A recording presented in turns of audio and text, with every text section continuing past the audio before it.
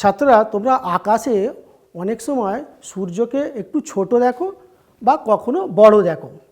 এর কারণটা হচ্ছে আমাদের এই যে পৃথিবী নিজে আবর্তন করতে করতে প্রায় 96 কোটি কিলোমিটার পথ অতিক্রম করে।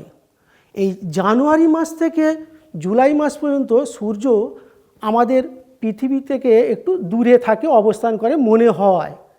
ঠিক তেমনি আবার জানুয়ারি মাস থেকে এই যে জুলাই মাস, এর দূরত্বটা সব থেকে বেশি হয়, প্রায় 15 কোটি 20 লক্ষ কিলোমিটার।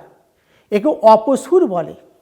ঠিক তেমনি ওই জুলাই মাস থেকে জানুয়ারি মাসে সূর্য একটু কাছে যেন দেখতে মনে হয়, অর্থাৎ পৃথিবী একটু কাছে আসে, সূর্যের কাছে আসে।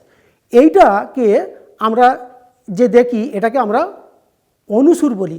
এর দূরত্বটা হয় 14 কোটি 70 লক্ষ কিলোমিটার।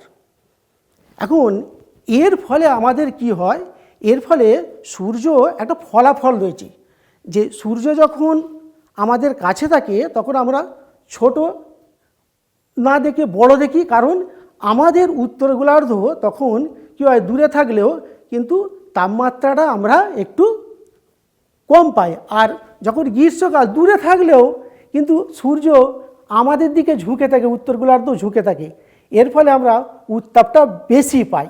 এইটা হলো অপসূর অনুসূরের ফলাফল।